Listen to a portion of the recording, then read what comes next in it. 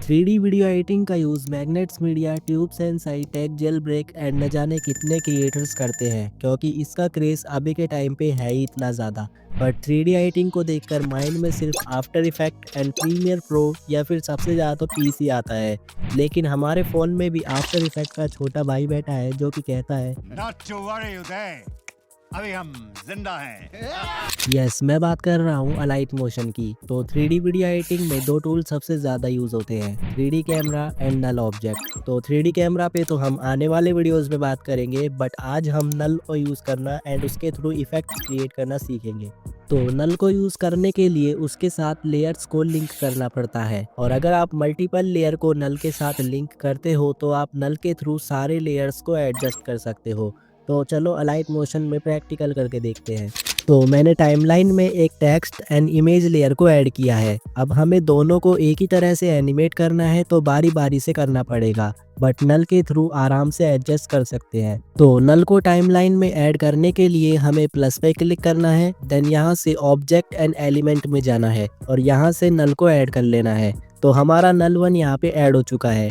अगर हम एक और नल ऐड करेंगे तो वो नल 2 के नाम से आएगा, और आप जितने चाहे उतने नल ऐड कर सकते हो। तो नल 2 को फिलहाल हम यहाँ से डिलीट कर देंगे। तो सेंटर में एक प्लस आइकन है जो कि नल पॉइंट है, और हाँ, नल जो है ना वो एक पिवट पॉइंट की तरह भी वर्क करता है। तो वो कैसे? तो देखो, ये एक टेक्स्ट लेयर है और इसे अगर हम डायरेक्टली रोटेट करेंगे तो ये कुछ इस तरीके से रोटेट होगा, एंड अगर नल को ऐड करके उसके थ्रू रोटेट करेंगे तो नल पॉइंट जहाँ पे होगा वहाँ से ये कुछ इस तरह रोटेट होगा। तो इस इमेज और टेक्स्ट को नल के साथ लिंक करने के लिए सबसे पहले टेक्स्ट लेयर को सिलेक्ट करो, देन ऊपर से लेयर पेरेंटिंग वाले ऑप्शन पे क्लिक करो, देन यहाँ नल 1 आपको दिख जाएगा, उसको सिलेक्ट कर लो। तो आपका टेक्स्ट नल के साथ लिंक हो जाएगा। नाउ सेम तरह से इमेज लेयर को भी नल के साथ लिंक कर लेंगे। अब अगर हम डायरेक्टली इमेज को रोटेट करेंगे तो वो अकेला ही रोटेट होगा, बट नल को सिलेक्ट करके अगर उसे रोटेट करेंगे तो दोनों लेयर एक साथ रोटेट होंगे। और जैसा कि मैंने बताया था कि नल पिवट पॉइंट की तरह भी वर्क करता है, तो वो भी यहाँ पर काम कर रहा है, और दोनों लेयर ट्रांसफॉर्म भी एक साथ होंगे और स्केल भी एक साथ होंगे। अब एक इम्पॉर्टेंट बात, नल लेयर पे कोई भी इफेक्ट शो नहीं करेगा, इसलिए इफेक्ट्स को अपनी लेयर पे ही ऐड करो। और एक और चीज़, अभी हमने जो काम किया था वो नल के थ्रू किया था, बट ये कंपलसरी नहीं है कि आप नल लेयर से ही ये काम कर सकते हो। अलाइट मोशन में जो शेप हमें दिए जाते हैं उनके थ्रू भी ये काम हो सकता है। तो चलो ये भी देख लेते हैं। तो सबसे पहले नल को डिलीट कर देंगे एंड प्लस आइकन पे क्लिक करके कोई भी एक शेप ऐड कर लेंगे। फिर मैं इसके साइज को थोड़ा कम कर लूँगा। अब ये एनिमेशन में दिखेगा तो काफ़ी अजीब लगेगा, तो इसे सिलेक्ट करके ब्लेंडिंग एंड ओपासिटी में जाएंगे और इसे 0 कर देंगे। तो हमने जैसे लेयर्स को नल के साथ लिंक किया था वैसे ही अब इन लेयर्स को शेप के साथ लिंक कर लेना है। तो फटाफट कर लेता हूँ। उसके बाद अगर हम शेप को रोटेट करेंगे तो वो भी नल की तरह दोनों लेयर्स को रोटेट करेगा। तो आई होप नल को कैसे यूज़ करना है वो क्लियर हो गया होगा। तो मैंने पिछले ही वीडियो में ये एनिमेशन यूज़ किया था, तो इसे भी मैंने नल के थ्रू ही क्रिएट किया है। तो सबसे पहले प्लस पे टैप करो एंड यहाँ से सर्कल शेप को ऐड कर लेना है। आप कलर एंड फिल में जाकर इसके कलर को वाइट कर लेना है। फिर यहाँ से बॉर्डर एंड शैडो में आ जाओ और यहाँ से शैडो वाले ऑप्शन पे टैप करके इसे इनेबल कर लेना है, एंड इसके कलर को भी हमें वाइट कर लेना है। अब नीचे स्क्रॉल करके पोजीशन में एक्स एंड वाई की वैल्यू को 0 कर देना है। अब इसके साइज को आप अपने अकॉर्डिंग कर सकते हो। अब प्लस पे टैप करके मीडिया में जाना है एंड अपने आइकन को इंपोर्ट कर लेना है। तो मैं ड्राइव के आइकन को ले लूँगा एंड इसके साइज को कम करके सर्कल के अंदर फिट कर लेना है।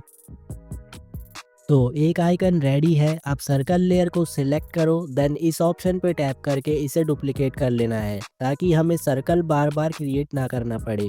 अब इसे ऊपर ड्रैग कर लो। नाउ आइकन एंड नीचे वाले सर्कल को सिलेक्ट कर लेना है एंड ऊपर से ग्रुप ऑप्शन पे क्लिक करके इसे ग्रुप कर लेना है, और चाहो तो इसे रीनेम भी कर सकते हो। अब सेम तरीके से अपने सेकंड आइकन को ऐड कर लेना है एंड मैं फटाफट 4 आइकन्स बना लेता हूँ।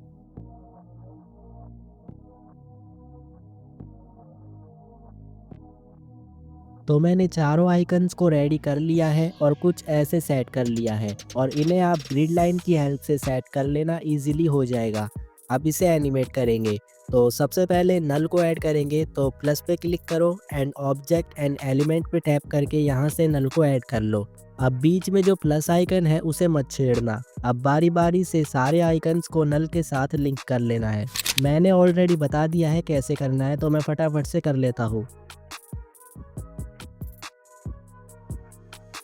तो सारे आइकन नल के साथ लिंक हो चुके हैं। अब इसे एनिमेट करते हैं। तो नल को सिलेक्ट करो एंड मूव एंड ट्रांसफॉर्म में आ जाओ। फिर टाइमलाइन में 10 फ्रेम्स आगे जाओ और रोटेशन सेटिंग्स को ओपन करो। अब एक रोटेशन की फ्रेम ऐड करो। उसके बाद 20 फ्रेम फॉरवर्ड जाके एक और रोटेशन की फ्रेम ऐड करो। अब इसे हम 90 डिग्री रोटेट कर लेंगे। तो आइकन आपको उल्टे पुल्टे दिख रहे होंगे, तो उसका सॉल्यूशन भी है, आगे वीडियो में बताऊंगा। उसके बाद 10 फ्रेम्स आगे जाओ एंड एक रोटेशन की फ्रेम ऐड करो एंड फिर से 20 फ्रेम्स आगे जाकर एक और की फ्रेम ऐड करो। अब इसे 180 डिग्री रोटेट करो। अब ऐसे ही 2 बार और कर लो और इसे 360 डिग्री रोटेट कर लो। तो मैंने एनिमेशन कंप्लीट कर लिया है। अब की फ्रेम्स के बीच में हमें ग्राफ भी ऐड कर लेना है। तो मैं सभी की फ्रेम्स के बीच में ग्राफ को कॉपी पेस्ट कर लेता हूँ।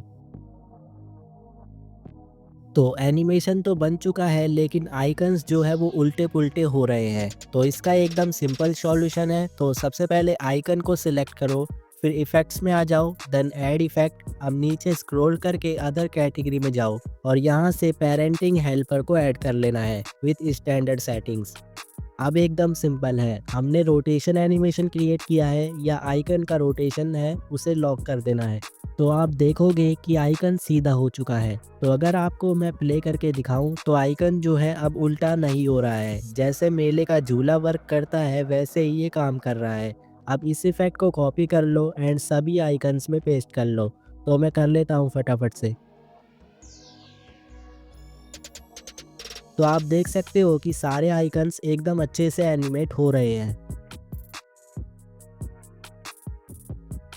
तो अब हम नल को स्केल करेंगे। नल को सिलेक्ट करो एंड मूव एंड ट्रांसफॉर्म में आ जाओ और स्केल को सिलेक्ट करो एंड इसे जूम कर लो। सो आई थिंक इतना इनफ है। अब इसे ट्रांसफॉर्म करेंगे एंड ड्राइव के आइकन को मिडल में सेट करेंगे। तो अभी भी साइड के आइकन्स जो है वो दिख रहे हैं, तो इसे और थोड़ा स्केल कर लेंगे एंड आइकन को मिडल में सेट कर लेंगे। अब प्ले करते हैं तो फर्स्ट आइकन तो ठीक है, बट सेकंड थोड़ा सा ऊपर है। तो इसी आइकन को सिलेक्ट करो और इसे थोड़ा सा नीचे ड्रैग करके मिडल में सेट कर लेना है।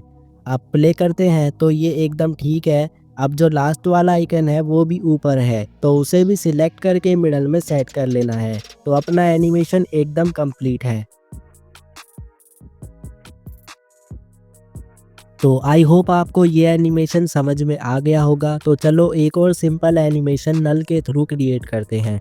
तो सबसे पहले प्लस पे क्लिक करके एक राउंडेड रेक्टेंगल को ऐड कर लो एंड इसकी साइज वगैरह कुछ ऐसे कर लेना है। अब कलर एंड फिल में जाकर वाइट कलर को सिलेक्ट कर लो। अब प्लस पे टैप करके मीडिया में जाओ एंड अपने आइकन या इमेज को ऐड कर लो। अब इसको छोटा करके रेक्टेंगल के अंदर फिट कर लेना है।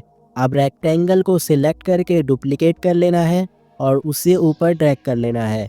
जैसे सर्कुलर आइकन बनाए थे वैसे ही इन्हें रेडी कर लेना है। तो मैं फटाफट से सारे आइकन्स को रेडी कर लेता हूँ। तो तीनों आइकन्स एकदम रेडी हैं। अब पहले वाले आइकन को सिलेक्ट करेंगे, देन मूव एंड ट्रांसफॉर्म में आ जाना है। तो यहाँ आपको जेड एक्सिस का ऑप्शन मिलता है, तो उसको सिलेक्ट करो। तो जिनको भी 3D कैमरा के बारे में थोड़ी नॉलेज है उनको जेड एक्सिस क्या होता है वो पता होगा। तो हमें इसकी जेड एक्सिस वैल्यू को 2000 पर सेट कर लेना है। अब सेकेंड आइकन को सिलेक्ट करना है एंड उसके बाद मूव एंड ट्रांसफॉर्म में आकर जेड एक्सिस को सिलेक्ट करो और इसे आपको 1000 पे कर लेना है। तो तीनों आइकन के बीच में 1000 का गैप रहेगा। तो इतना हो जाए उसके बाद थर्ड आइकन को सिलेक्ट करके उसे ट्रांसफॉर्म करना है और साइड में सेट कर लेना है। नाउ सेम तरह से सेकेंड आइकन को भी सेट कर लेंगे। तो अभी जो हमने किया है उसे कहते हैं सीन सेटअप। तो सब हो चुका है, अब बारी आती है नल को ऐड करने की। तो प्लस पे टैप करके ऑब्जेक्ट एंड एलिमेंट में आ जाओ और यहाँ से नल को ऐड कर लो। अब इसके बाद क्या करना है वो तो आपको पता ही होगा। तो फटाफट आइकन को नल के साथ लिंक कर लेते हैं। तो अब नल को सिलेक्ट करो एंड मूव एंड ट्रांसफॉर्म में आ जाओ एंड यहाँ से जेड एक्सिस को सिलेक्ट करो और ऊपर की तरफ ड्रैग करो कुछ इस तरीके से और पीछे वाले आइकन को आपको फोकस में ले लेना है। अब 1 सेकंड पर आकर एक की फ्रेम ऐड करो, फिर 2 सेकंड पर आकर सेकंड की फ्रेम को ऐड कर लो एंड नीचे की तरफ ड्रैग करके सभी आइकन्स को फ्रेम में ले लेना है। अब दोनों की फ्रेम के बीच में आपको ग्राफ वगैरह भी ऐड कर लेना है। तो एनिमेशन काफ़ी फास्ट हो जाएगा, तो सेकंड की फ्रेम को मूव करके 3 सेकंड पर सेट कर लेना है। तो एनिमेशन रेडी है। अब आप चाहो तो अपने आइकन्स में ब्लर वगैरह ऐड करके इसे और ज़्यादा अट्रैक्टिव बना सकते हो। तो आई होप आपको इस वीडियो में काफ़ी कुछ सीखने को मिला होगा। तो मैं ऐसे ही वीडियोस आपके लिए लाता रहूं, तो इसलिए इस वीडियो पे अपना एक लाइक ज़रूर देना। मैं तो आपको अगले वीडियो में ही मिलूंगा, लेकिन अभी आप चाहो तो अलाइट मोशन में मास्किंग सीख सकते हो। बाय।